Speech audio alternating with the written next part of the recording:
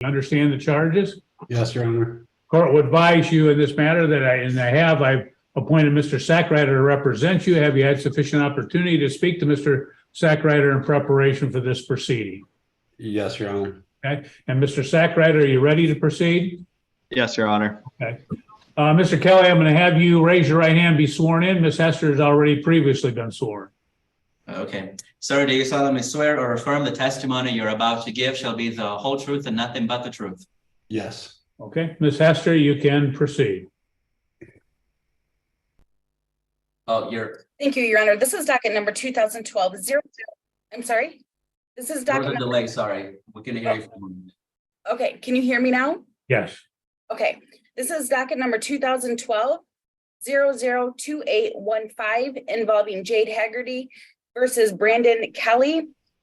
The total monthly obligation for this case is $1,423.50 a month. The last payment made was February 28th, 2023, in the amount of $429.60 that was paid on his own. There's been 3 show causes, 0 bench warrants, 0 contempt findings.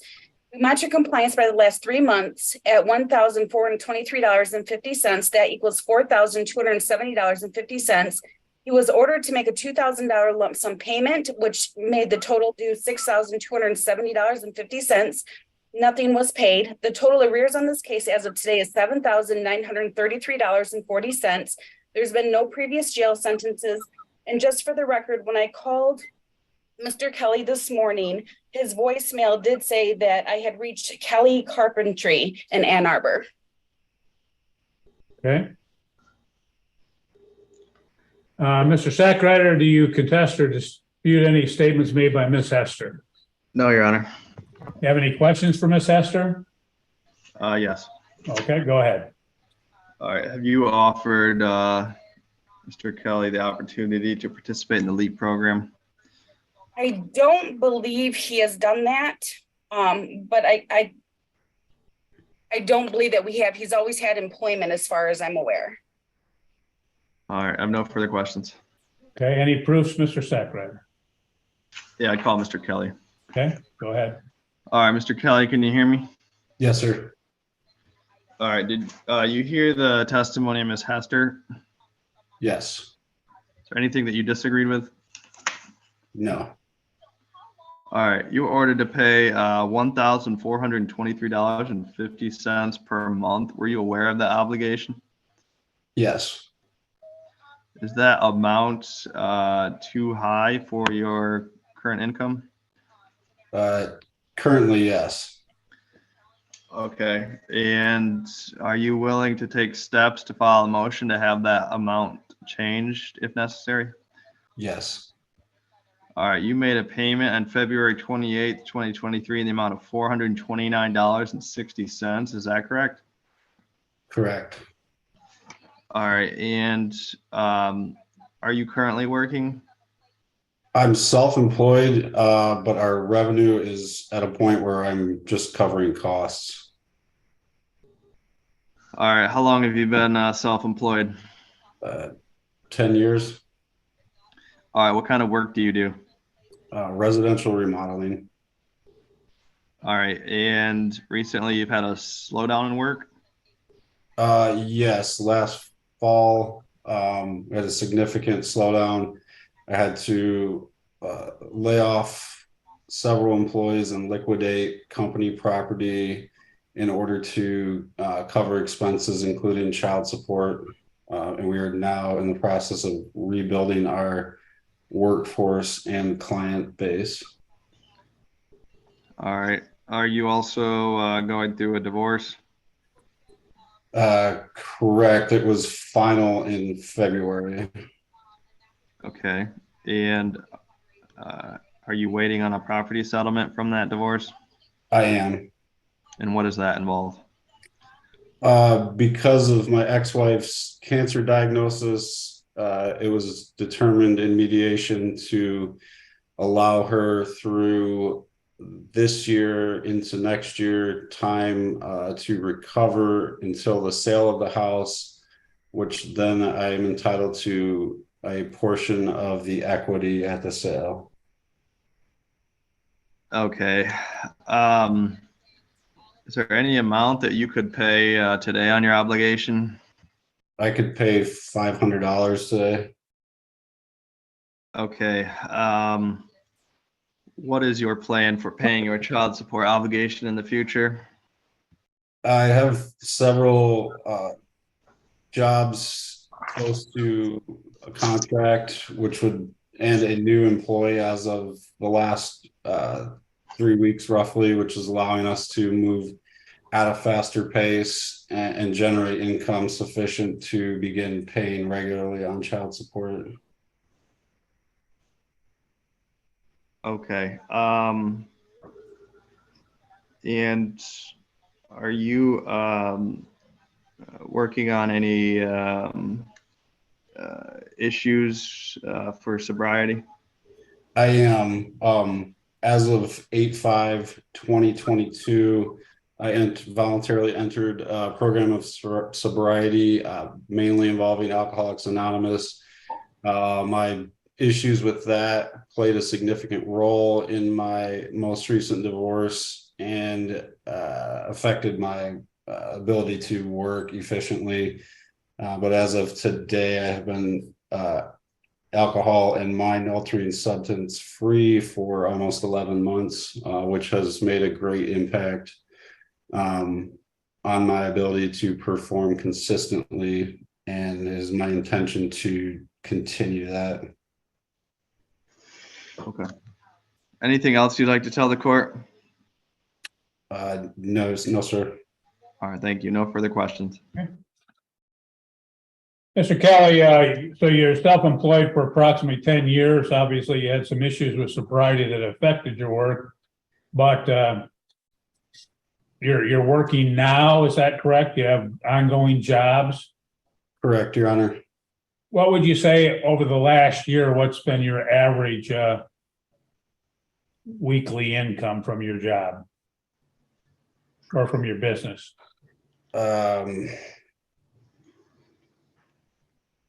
It'd be hard to say. I mean, gross revenue,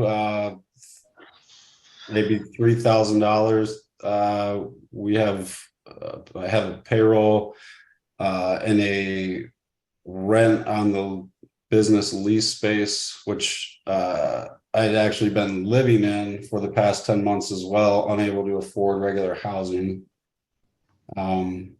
So anything that is net profit has not been significant for the past several months. Okay, have you attempted to acquire full-time employment outside your self-employment? I have not.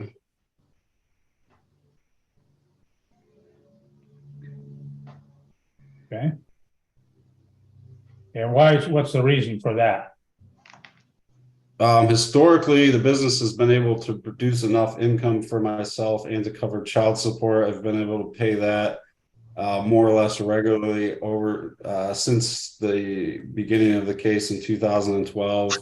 It's been an unusual year. I'm also committed significantly in a lease space and overhead that, in my opinion, it is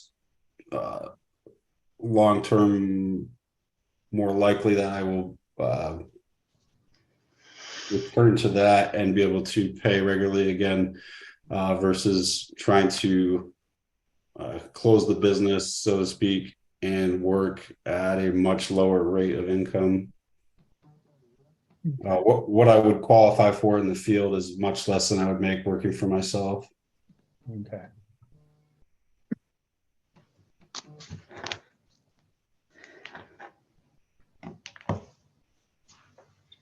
And what do you figure you could make if you were employed elsewhere in the field but not self-employed? How much could you make doing that? At an entry level, maybe $20-25 an hour. Okay. And what's the extent of your educational background, sir? High school and some college. Okay.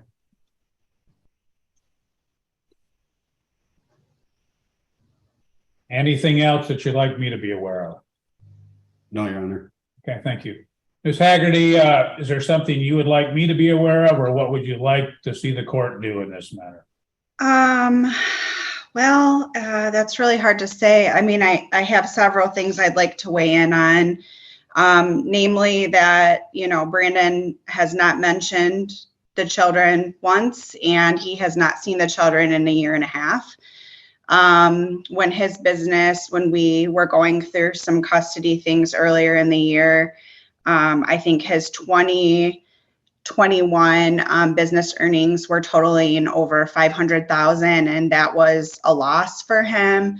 So, he had the ability to learn, and his personal matters, we all have personal matters, and we are still raising the kids over here. And he has had 3 hearings previous to this with a referee, which he has, made make the promise of paying these different amounts, and he has yet to do so. And if we look back in the history of over 10 plus years of child support payment, even when his business was bringing in the most earnings, he was never consistent with child support. I don't think there's ever been a year where Mr. Kelly has paid child support monthly for the entire year, maybe one in the series of 10 years. So, I really am at a loss at this point. I mean, the kids still have to have a roof over their head. They still have to be fed. We've provided medical. He's not seen or provided for them, not seen them in a year and a half. So, I mean, the list really goes on. Self-employment is a choice at this point. He's made some other choices with employees that, that's speculation on my part, so I won't go into that. But, at some point you have to say, I'm not providing anything for my kids, even financially. I think the minimum he could do would go be a job, and, not even $10, to provide for his children. Never a question of, are they provided for? Are they cared for?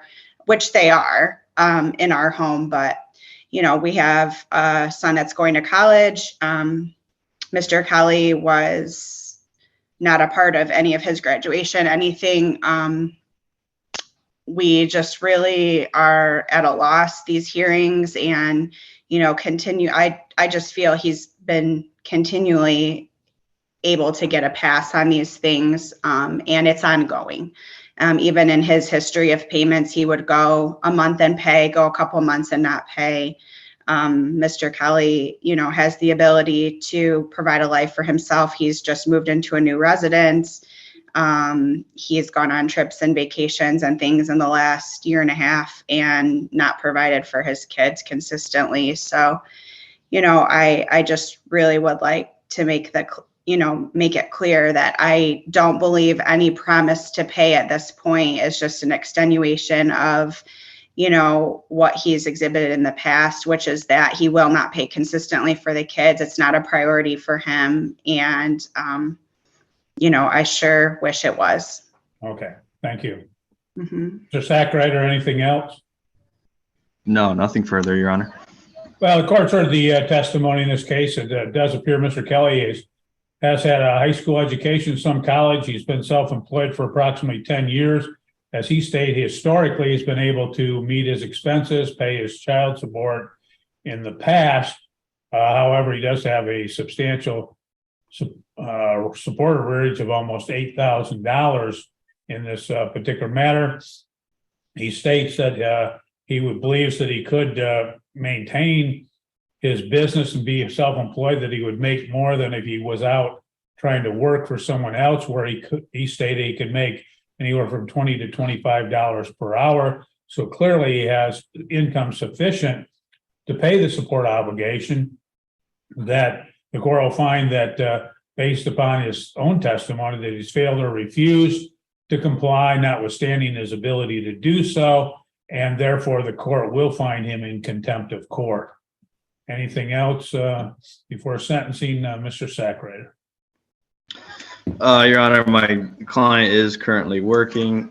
We would ask that the court not impose any jail sentence, and if the court were to impose a suspended sentence, and set a purge amount in the amount of $500. Thank you, Your Honor. Okay, thank you.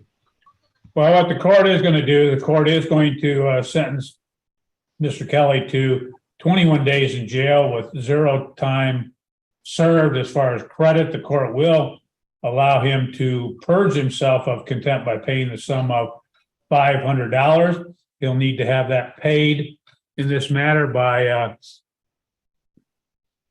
this Friday, the June 16th, 2023 at 4:00 p.m. or otherwise report to the Calhoun County Jail to serve his time. The court would further in this matter would direct the front of the court to